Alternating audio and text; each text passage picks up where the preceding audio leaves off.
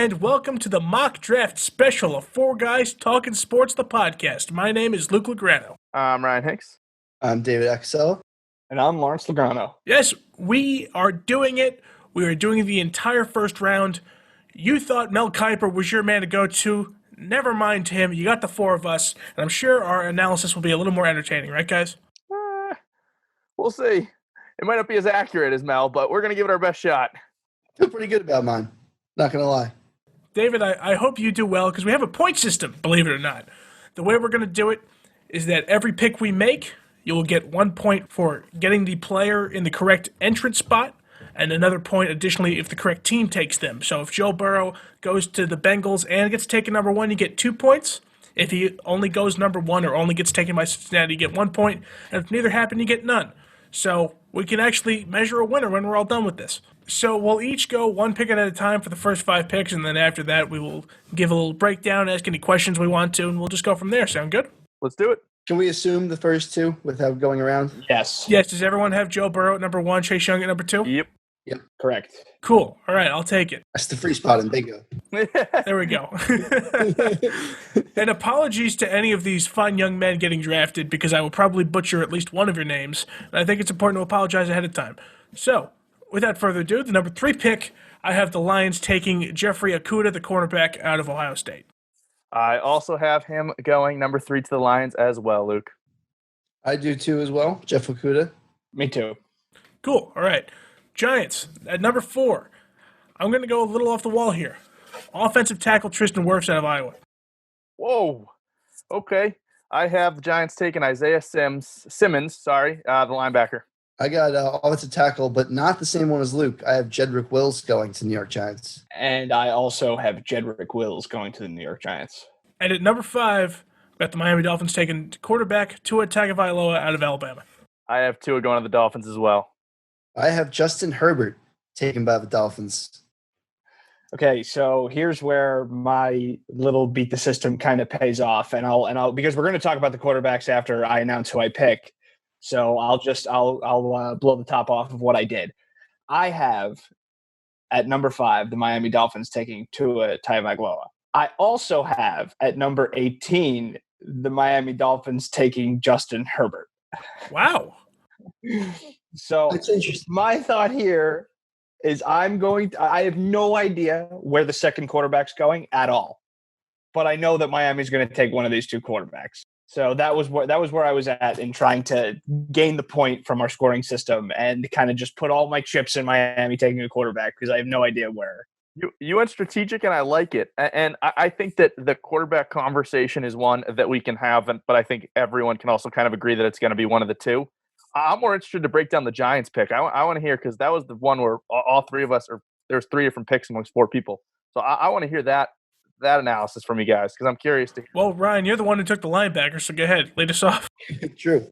Yeah, go for it. I'll start off. I think that at this point in the draft, that kid is as fast as they come. He's versatile. I think that it's one of those situations where he's just too appealing in today's NFL to not pick just because of the variety and the way he plays, that I think the Giants jump on him. I think that the only reason that they would go tackle is because Solder wasn't the promising signing that they were all hoping for. And I think that's why a tackle is appealing for them to take here. But I just think that the upside of how good Simmons is, that's why they go with him. Funny enough, Ryan, I totally agree with you.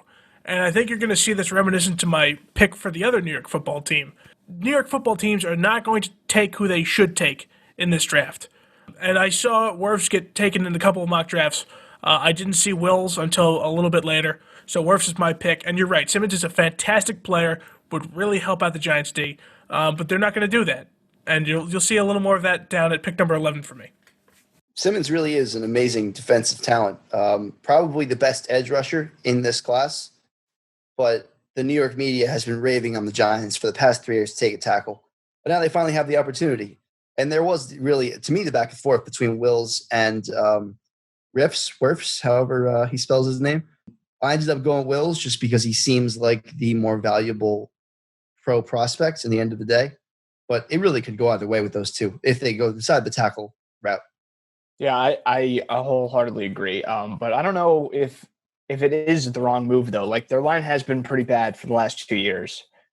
Why get flashy? You've taken Saquon and Daniel Jones in the past 2 years. It's like, okay, we're late, but at least we're going to get him some protection now.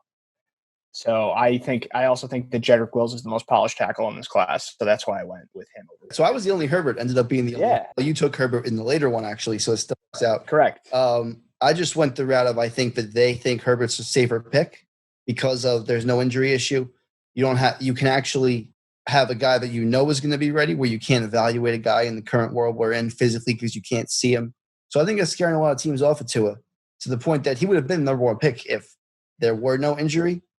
But they may just go with Herbert because now they don't have to teach a guy an entire system while he's not in the building and worry about his health. I don't disagree. And there's been a ton of buzz of Herbert going to Miami, and it's continuing to grow over the weekend and into this week. Tua has been the pick in this draft. Everyone's been talking about him for so long that I don't think that the hip injury is enough to scare a team away from taking him. I just think that he is too good that he has to go over Herbert. Next 5? Sound good? Let's do it. Yeah, let's do it. Number 6. Number 6, the L.A. Chargers. Almost said San Diego there. Quarterback Justin Herbert. Justin Herbert. I have Tua Tagovailoa, of course. I have offensive tackle Tristan Wirfs. Really? Interesting. Yes. Interesting. Okay. Number 7, the Carolina Panthers have got linebacker Isaiah Simmons. I have defensive tackle Derek Brown. I like that. I also have Isaiah Simmons along with. I do too. 8, the Arizona Cardinals. Offensive tackle Jedrick Wills. I have Tristan Wirfs. I also have Tristan Wirfs. I have Derek Brown. Number 9, the Jacksonville Jaguars. Defensive tackle Derek Brown. I have the Jaguars taking wide receiver CeeDee Lamb. Ooh. Wow. I also have Derek Brown, defensive tackle. I have cornerback CJ Henderson. Ooh. Really? Oh, okay. Okay. Yes. And close it out, number 10, Cleveland Browns. Offensive tackle Andrew Thomas. I have Andrew Thomas. I have Andrew Thomas too. I have Mekhi Becton Aha. Really? Huh. Wow. Becton over Thomas. or Mekhi Becton. Yep. I think it's Mackay. See, Mekhi. so I think so. this is why I was so interested with this grouping of 5. And before we started recording the show, we were texting back and forth. And I kept saying, I can't wait to see where people have, because I think that there are so many. And you saw it. We had almost the same 5 people, and it's just a different order. And I think that's where it's going to be very interesting to see how it plays out. Who hits what in there? Exactly. Yes. So that's what I'm interested to see. Because I think the quarterback trades are going to play a huge part in this. And there are going to be trades on draft day, and we're not doing trades. So it's like, It's a lot harder, though, this year to have trades on draft day with the way it's set up electronically. yeah, that's true. But Way less than past years. that's true. But the Dolphins are picking today, the Dolphins are picking 14 times. On draft day, they're not picking 14 times. Like they're going to move around and utilize what they have. It's not going to be impossible. It's just it's going to be harder. I mean, you're not wrong. Right. It's just harder. Yeah. But I mean, you're picking up the phone. So yeah, I think it's going to be interesting to see how far people reach or trade up for quarterbacks, which makes this whole mess of picks. I was interested to see because I think Simmons and Brown are, besides Young, the 2 best front 6 guys in the draft. So like, which you guys put before the other? Because they probably could have gone either way, being that Simmons doesn't play tackle. Yeah, my rationale was, obviously I've got the Chargers going quarterback there. I think with the Simmons pick, the NFL has a draft in place where taking the best available player is a lot more conducive to a team. It works out a lot better than going and reaching for a need. So I think Simmons is the best available player there. I think they take him. The Cardinals, I have them giving some O-line protection to Kyler. The Jaguars, that Jedrick Wills pick, I know you guys have. We just flopped Wirfs and yeah. Yeah, I just flip-flop them. And then the Jaguars, have a lot of issues, so I have them going with Brown there. And then I think the Browns are going to take Thomas. See, now I want to talk about the CeeDee Lamb pick for the Jaguars. I was just about to say, you were the only one with a wide receiver in the top 10. And I think it's going to be Lamb. I think it's going to go to the Jaguars. I think that they are going to go all in on Minshew, and they're going to try to give him some weapons. And I think that some panic might set in a little bit, and they want to get a wide receiver off the board early. And I think that CeeDee Lamb is who goes there. So I'm banking on this pick is banking on the fact that they're going all in on Gardner Minshew. It seemed to be. And they want to get him some weapons, and they want to get him some weapons early in the draft so they don't have to worry about it later. Today, the Jaguars released Marquise Lee, the wide receiver. So that's another good point for you there, Ray. That is a big point. Heard they were having a little scuffle with their defensive tackle, too. Oh, fantastic Twitter beef between Tony Khan and Yannick Ngakoue. I hope I said that right. Great Twitter beef going on today. Let's move on. 5 more, 11 through 15. Number 11, have the Jets taking wide receiver, Jerry Jeudy. I have the Jets not making the decision they should and taking tackle Mekhi Becton. That's not that bad of a pick, though. But Yeah, right? I'm taking the receiver route, but I got CeeDee Lamb here. I am going the tackle route. I'm taking Andrew Thomas. Oh, wow. Number 12, we're going to go back-to-back here. I've got the Las Vegas Raiders taking wide receiver CeeDee Lamb. I got the Raiders taking Jeudy. I as well have the Raiders taking Jerry Jeudy. I have the Raiders taking Henry Ruggs. Really? Yep. All right. Speaking of Henry Ruggs, at number 13, I've got the 49ers taking Henry Ruggs. The wide receiver dominoes fall. I have the 49ers taking Ruggs. As well, I have the 49ers taking Henry Ruggs. This is where I have CeeDee Lamb. A name that's been said quite a few times already. Number 14, I've got the Bucs taking offensive tackle Mekhi Becton. I have the Bucs taking offensive tackle, but I have them taking Jedrick Wills. Pretty low for Wills. I as well, Luke, have Mekhi Becton. I went defense here. Javon Kinlaw. Lawrence is one step ahead of me yet again. At 15, I've got the Broncos taking Javon Kinlaw. I have the Broncos taking C.J. Henderson here, cornerback. I as well have C.J. Henderson going to Denver. I have the Broncos taking Jerry Jeudy. I think they go receiver here. I think whoever is the third one off the board, they take. Who did you have Vegas taking again? I had Vegas taking. So I had Ruggs going first, Right. to the Raiders at 12. Then The Jets, you had a tackle. That was why. I had a tackle for the Jets. I was like, wait a second, you missed the receiver spot. Yeah, I did. I think there may be a little bit of balking with them, and then I think Ruggs might be the first one to go off the board and kind of blow everyone. It could be because those three should be pro ready today, right? And Ruggs is at least the most explosive, and I think it'll remind John Gruden of Tyreek Hill, and he'll be like, Raiders explosive offense, get them a deep threat. I think this just shows how interchangeable the three are and how no one really knows which of the three is going to go first in the order of the three. All three are going to go, but I don't. The order is such a toss-up. I think it's going to be very, very interesting to see the order in which they go. Ryan, I think it's funny that you said, I'm going to go with the Jets, and you had them taking what you didn't think was the right move. I did the same thing, except we flip-flopped. You think they should be taking a receiver and took a tackle. I think they should be taking a tackle, and I took a receiver. I think that they should take a wide receiver. I think that they need a big-time wide receiver who can make plays and help Darnold out. But I think the Jets are going to panic about a relatively slow Le'Veon Bell season because he didn't put up all the big flashy numbers that everyone wanted him to, and they know he did. And because of that, I think they go tackle with the offensive line. The offensive line needs help, but I think Sam Darnold needs someone to throw the football to more. It's a good thing there's 15 serviceable wide receivers in the top 100. And the Jets have 4 picks there.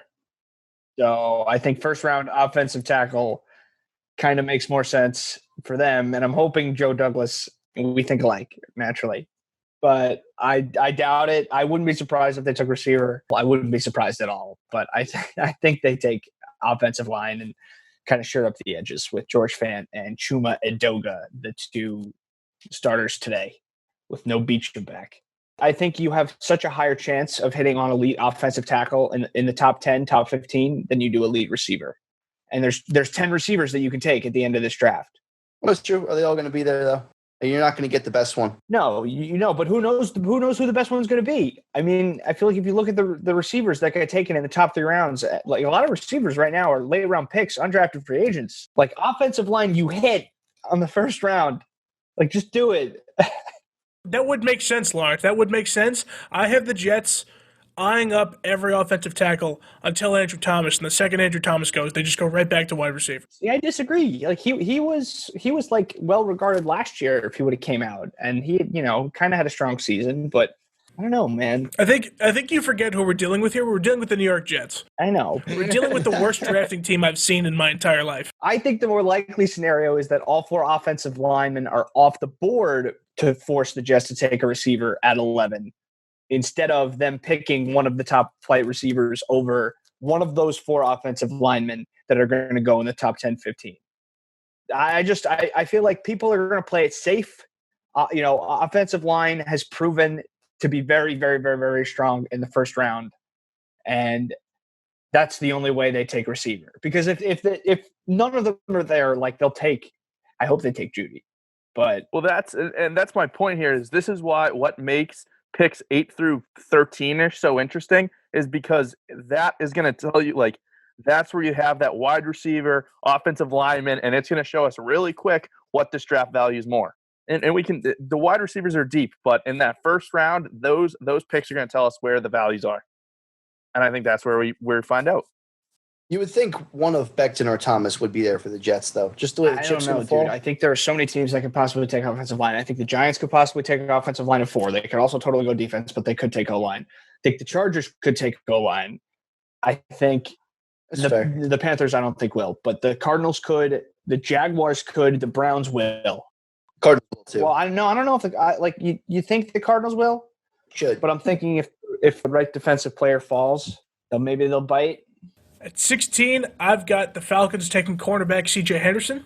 I have them going defense, but I have them going with linebacker Kayvon Chasen.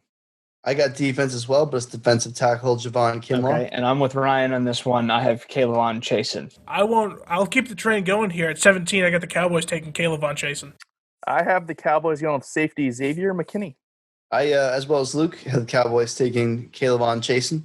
I have McKinney, like Ryan. 2 and 2. Beautiful. Let's keep it going here. At 18, we've got the Dolphins taking offensive tackle Josh Jones out of Houston. I have the Dolphins taking defensive tackle Javon Kinlaw.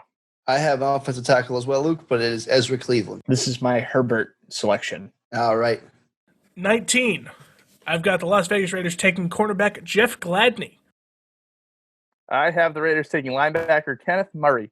My 19th pick is Vegas taking Kenneth Murray, linebacker out of Oklahoma. I went corner for Vegas at 19, but I went A.J. Terrell. Closing out this round, number 20, got the Jaguars taking safety Xavier McKinney out of Alabama. I have the Jaguars going with offensive tackle Josh Jones. So I know this pick is a bit of a reach, but I wanted to have some fun with this. So I have the Jaguars taking DeAndre Swift out of Georgia. Really? Wow. Ooh, I like it. I have Jaguars going offensive tackle Josh Jones. So a couple names making one-off appearances here. I know I've got one. David's got one. David, you want to step up first? Yeah, sure. So DeAndre Swift, obviously, shaking things up. Brian actually asked me if that was because I thought Fournette was going to be traded or not. And the answer to that is really, I don't know, as we sit here on Monday before draft day. So we still got 3 days. It could happen. But I think even if it doesn't happen, it's a very enticing pick to Jacksonville because it seems that them and Leonard Fournette, their relationship has been damaged. And this is the last year of his contract was why talking about trading him. So even if he's around for this year and doesn't come back next year, which is the way it's looking, he's a great guy that can step in. Coughlin's been known to want to have 2 effective running backs in his teams. So if he's up there making decisions, that could be something that he'd want to target. And I think that because we've talked about so many receivers and we're going to get to at least 3 more, some of us 4, maybe 5 more down the list, people aren't looking at running backs. And a guy that's talented as DeAndre Swift would maybe be in the top 20 normally. And it's something the Jags might want to take advantage of here with this late first-round pick. Yeah, your answer was a lot more interesting than mine because, full disclosure, I'm at the point in this mock draft where I'm just kind of letting the internet tell me who to take. Yeah. And you gotta have a reason, Lookster. The Raiders need a lot, right? The Raiders could use a lot of help in a lot of different places. Uh-huh. And then, listen, if the experts think a cornerback out of TCU is a good idea, so do I. Yeah, I agree. I think the Raiders take a safe bet, but I think the safe bet is Kenneth Murray. He's going to come in. He's going to be a solid player. He's going to help create a culture. He's not going to create waves. I agree the Raiders need a lock, and they need someone who's just going to come in and play. But I just don't think it's that guy. I don't think it's a cornerback out of TCU. I would totally agree. I think at that time on the board for the Raiders, the best player available is Kenneth Murray. Good linebacker. I just want to point out that this is the same team that took Clelin Ferrell at 4. It's not exactly like we're dealing with. Hey, I have them taking low ranked by you guys, I guess. Cornerback AJ Terrell out of Clemson. No, I really like AJ Terrell, honestly. I went corner. See, you know what you're talking about. I don't know what I'm talking about. You know what you're talking about. I think, Luke, I would have expected you to slot Diggs in there and not Gladney.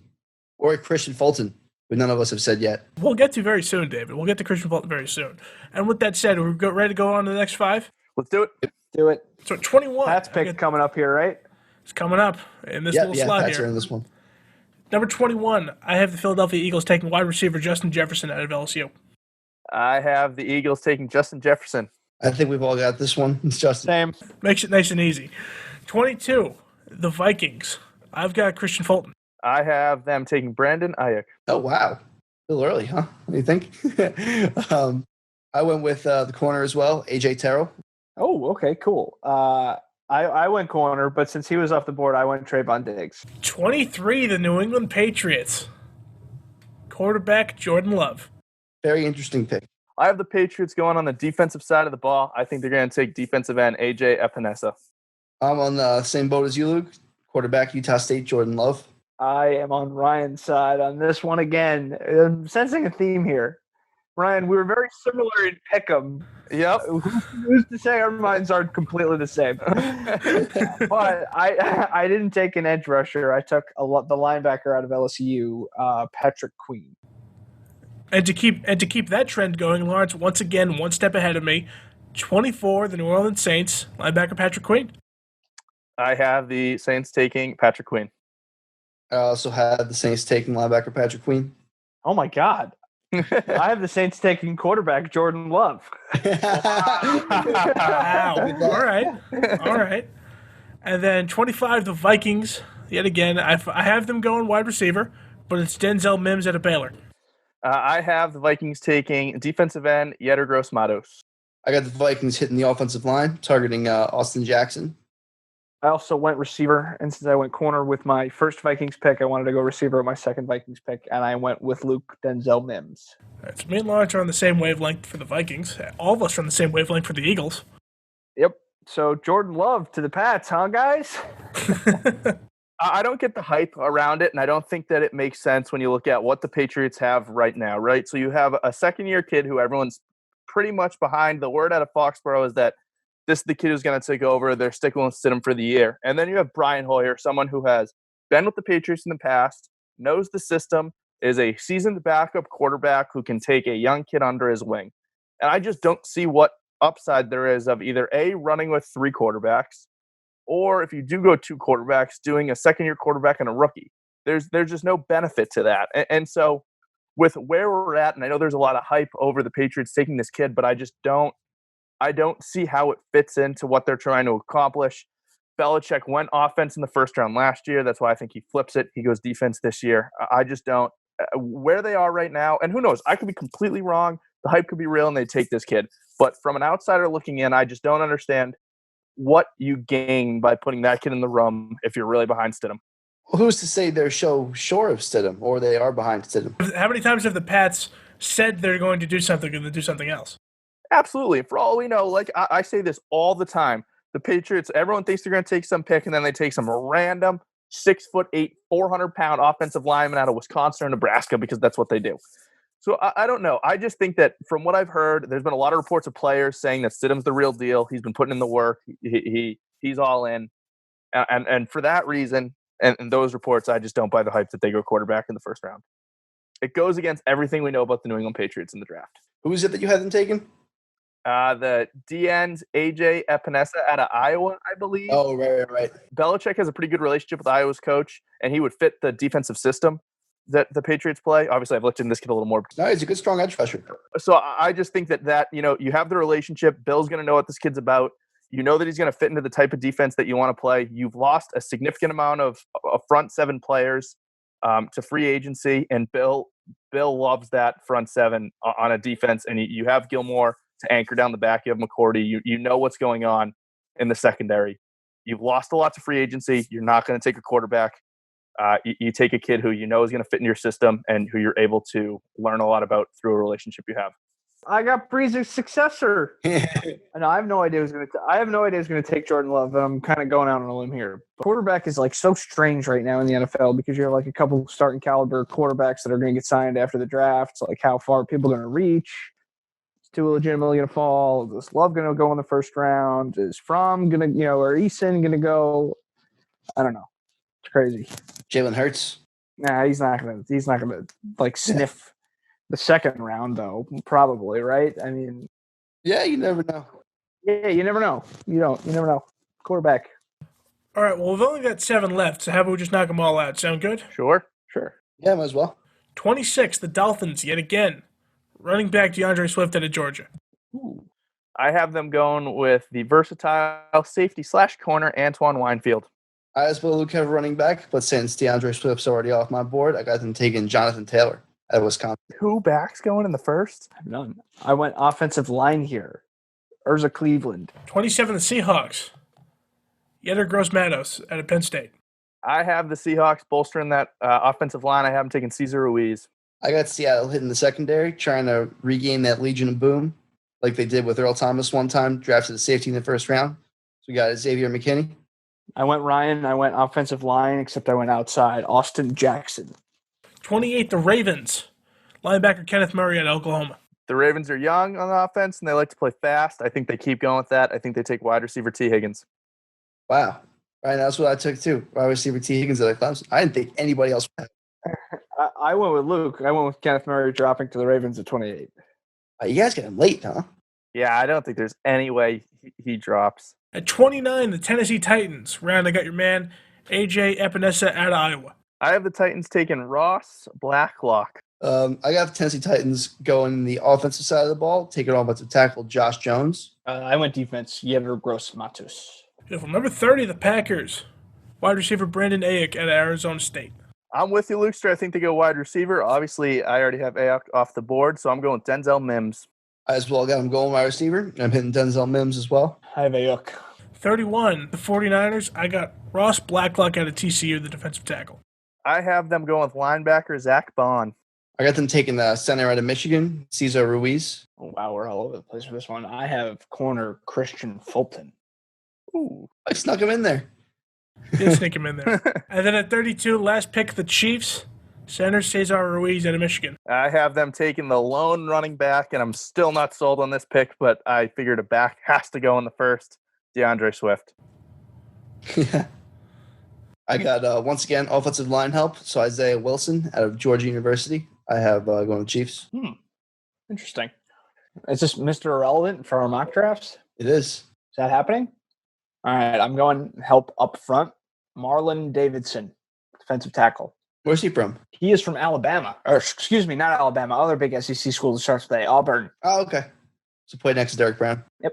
And I'll have full disclosure. I got here. This is where I think the draft gets so hard because you start to have these bubble guys who could go early second, late first. Like there's in these 7 picks, I think there's 15 guys that could go here. And so for me, I was just trying to look at fit, who had fit and who needed what, and have a little bit of fun with it too. So like that Ravens pick with T. Higgins, I just think they just want to keep that high-flying offense going. So I think that's where, this part of the draft is so interesting is because there's so many bubble, and the draft mindset is what comes into play. Do you take the best available player, or do you take what your need is and go from there? And I think that's why this last 7 is also really interesting with this draft too. Good on you for thinking it got hard now, Ryan, because I thought it got hard at 3. You can only imagine how I feel now.